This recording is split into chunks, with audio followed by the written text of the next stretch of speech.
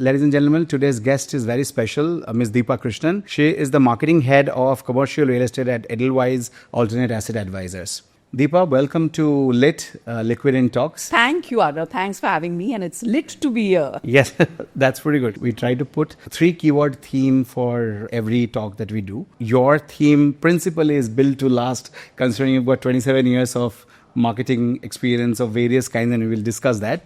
But the 3 keywords are categories, cultures, and capital. It's just making me feel like a building. Go on. Correct. So the first question is, I want to talk about your experience at Godrej Appliances. Godrej was a very, very important part of my career where I just felt like I've come home. I was in the appliances division, and that was the time where there was international competition coming into the market. Right. And what Godrej did at that point of time was made sure that while its urban base continues to remain strong, quickly go into the rural areas. And we launched the first rural refrigerator. It was a 10,000 rupee product. This was which year? So 99 is when I started with Godrej. We discovered that electricity in rural India is available only for 7-8 hours. Scarcity. So yes. the whole thing of paying 10,000 for a product that works for 1/3 of the day was distorting the value equation. Okay. And we came up with this brine pack which was put inside the freezer, which allowed the cooling to be absorbed far more. Okay. And the refrigerator worked for 12 to 15 hours with, of course, electricity, and when electricity was not there. So we changed the value proposition, and a fantastic company, right? I had an amazing boss, wonderful set of people to work with. So yes, that was really the foundation of my career. Did you get to work with the family directly? Because I'm guessing there was the early years for Godrej as well, though they've been there for many, many years before that. And second is, what was your one real campaign that you remember of Godrej Appliances? So yes, I had the privilege part of meetings and working with Mr. Jamshed Godrej, and it was a very humbling experience, because here's this man who was literally one of the doyens of the industry, Right. who was always ready to listen to people, caring for people, for the community, amazing values that inspired us. Yeah. So campaign that you talked about, we saw a lot of international competition. We completely rebranded and relaunched our range. We completed a new design. It was called Pentacool. That was the whole thing of a new wave of design and a cultural ethos for the appliances business. And that was, again, immensely successful. I had Tata Sons as my client. So I once passed the room where Mr. Tata was sitting. So I could see him coming out of the meeting room, and I saw just a glimpse of him. And I felt like goosebumps. It was just, this was, I think, 2006 or 7. From your lens, because you are coming from a hardcore execution background. You spoke about brand launch, new product, consumer insights. From that to consulting, how did it, through your lens, that made sense? Futures Company was a part of WPP, which essentially consulted for some of the biggest clients like Unilever, Philip Morris, Diageo, Times of India, etc. The whole role provide strategic consulting advice. So it could be things like, how do I reposition my brand? What are the next big consumer trends in the market? One of the things which I have learned, it's called the 99% principle. We think that the consumer is thinking about our product 99% of the time. And then we make all our assumptions around that. So the sweet spot is when you understand what's happening the 99% of their lives and you marry your product with that. The other was that a consumer is going to get influenced by his or her fashion choices and what the brands are doing there, maybe something that's happening in airlines, and expect the same out of another category. So it's really important to look at trends which are shaping completely different categories. The depth and the width of the Futures Company, I think, really set me up for success. At Liqvd, and this is our 14th year of being, the first 6 months of us being in the business, we set up this framework called the Human Desire Framework. I was hugely motivated by this book called What Makes Us Tick by this Australian writer. And he said there are 10 desires that matter to people. And it changes as you age. When I'm thinking about a brand, it is not just about that product itself. It is about so many other things that is going on in my life and my preferences. Absolutely. So I'll just probably share a couple of examples. Yes. Philip Morris, we were working with, the Marlboro brand, which is, of course, a really loved and cherished brand. And even today, right? And they were looking at new ideas. And we found that the major thing at that point, consumers were having 10 minutes for a smoke break and they hated throwing away their cigarette. So Marlboro Black was a half stick, very intense cigarette. which dialed in right back into the values of Marlboro, gives you still the same satisfaction. So an idea which would have not come from looking at another category, but came because one looked at the consumer. Because you spoke of Marlboro, so maybe I'm taking the liberty of asking about your another stint later with Cantor. Yeah. You want to tell us more about that? The stint you're talking about is with Cantor, and that was working with British American Tobacco. Correct. And that's a great example of how a company prepares for the future.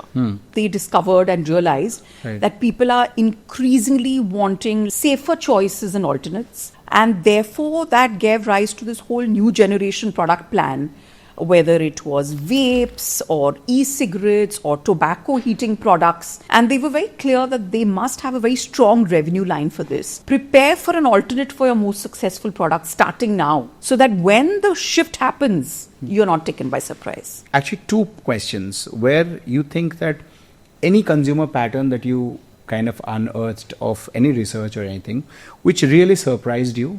And second, what do you think a marketer is still getting wrong about data? Because I see that people talk about data, they continue to it's really chewed in that sense.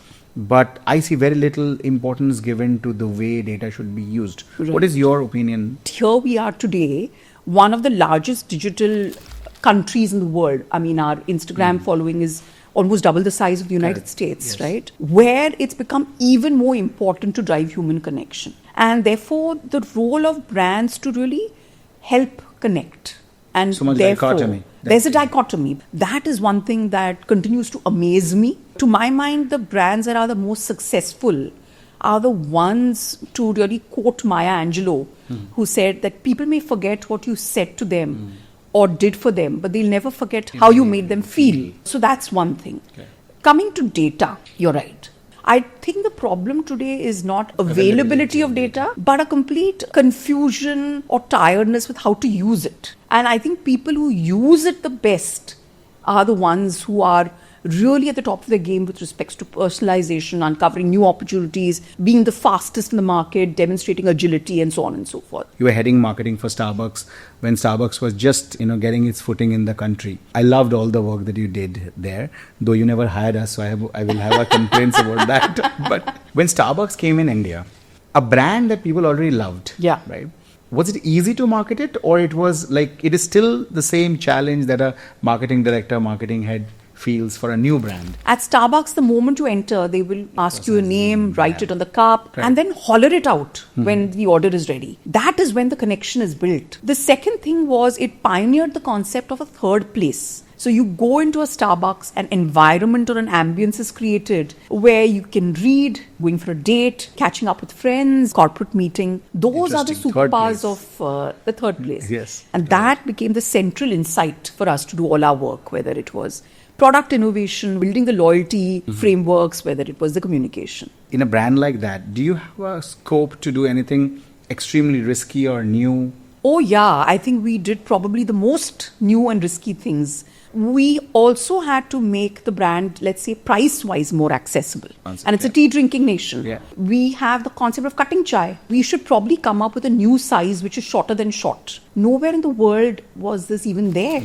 And we launched it and we called it Pico, which is small in Italian. And India is the first market that has a size which is completely different, and that gave us a price point. This is a very bold innovation which understood by the global teams as a need for India. So the other, I would say, one of the campaigns that we did was where we actually told the story of a trans person. It's a story of Ankit, who's now become Ankita. And Ankita is meeting her parents for the first time in a Starbucks. Oh, wow. It's not an easy moment for the family. And then the barista loudly shouts, "A cold coffee for Ankita." And that's the order the father has placed. Not very easy to do, let's say, in the Indian market. How do you think that what you learned at Hyatt during your stint there was different from what you felt as a customer in other hotels? Hyatt is a brand, its purpose is care. So the statement is we care for people so they can be their best. In hospitality, your connection with the brand every time is on an average 2 days. I think that's something which I learned. The longevity of the brand experience is very, very important. Valuable guests stay with us for 60 nights a year, right? Wow. You have to therefore develop the brand with respect to your loyalty, which makes sure that you're catering to that kind of cycle. So I think that was really, really unique. I'll give you some statistics. Indians are expected to take around 5 billion trips in 2027, up from 1.5 in 2019. More than 3x. Yes. The amount they're spending on travel is going to move from almost around 150 billion USD to 450 in the same period. We all, after COVID, have realized that life is short. And the biggest beneficiary has been the travel industry, correct. Right? I find Hyatt to be extremely locally relevant wherever I go, including, say, even in India, say, an Andaz. What I find here is very different from anywhere else, which I don't unfortunately find in many other hotel chains. Right? How do they do it? Because, my question primarily is that marketing consistency, you spoke about a consistent emotional connection. Yeah. How do they make it locally relevant? So I'll talk about Andaz and maybe another brand which is Hyatt-centric. In a sense, a very informally formal hotel. It's a reflection of your personal style, as the name itself suggests, right? Now, your personal style has to be personal. So if you go to an Andaz in Aerocity, you will not see, the staff uniforms. Jackets, they're wearing like casual clothes, but the service is still top notch. Hyatt-centric is a brand which is actually made around the ethos of being at the cultural hub or relevant for that particular city. So it has to reflect what's happening in the city.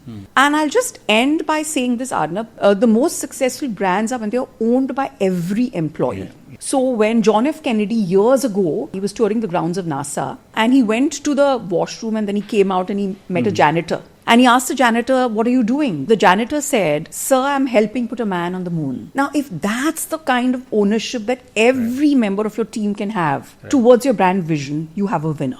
Digital transformation, like we spoke about data, I think another jargon which is being chewed for maybe half a decade, if not a decade, right? What does it mean to you actually today beyond the jargon itself? If you look at the entire consumer's life cycle, if you're only digital and cold, you're going to lose out, right? So digital with connection. Is there a digital check-in process, for example, in hospitality? Ecosystem for them to engage? Consumer redressal forum? Is there a digital way for them to express satisfaction about the brand? So if you look at it from the consumer lens and then you build the organization around that, that truly to me is digital transformation. Brilliant. So you mean it's a consumer life cycle, but it extended to give convenience through a digital channel is what digital transformation. How do you differentiate meaningful versus noise in this world of doom scrolling? Gen Z are also spending the maximum amount of time on social media. Right. They have all watched Dhurandhar, which is by no means a short movie. Right. They have binged on Stranger Things, and we all know how long each episode is, right? So my takeaway is that Gen Z is only going to leave what you have to say if what you say is not meaningful to them. They do have the patience to look at content which resonates with them, and that has been demonstrated time and again. Right. Yes, if you're going to be only trying to communicate to them what is not interesting, what's not relevant, you may not even get 3 seconds. Forget 8. So that brings us to the last segment, which I promise that she didn't have a clue about. It's a rapid fire round. Data or gut? What wins? Data gut. What is that? I don't think you can operate from only one. An Indian brand that you admire about how they speak to and about Indian women? The Tatas are doing with respect to Tanishq, even the sari brand. I think they've really understood Indian women. One marketing myth we seriously need to retire. Kuch naya karte hai. Because I think marketers get bored of their campaigns far quicker than the consumers. There should be a little less of kuch naya karte hai. Your current assignment, Edelweiss, AAA. We're a lifestyle brand. What's the first emotion it should trigger? Trust. Any suggestion you would give to yourself when you started? Yeah, I would say take more risks. Well, you did enough risks. How much more? So I wish I'd done more. If not marketing, what would you be? I would have been an influencer maybe. One word for the future of Indian brand marketing. Limitless. So that sums our episode of Lit. But thank you so much for coming. Better late than never, and my pleasure completely. Thanks, Arnab. Thank you so much.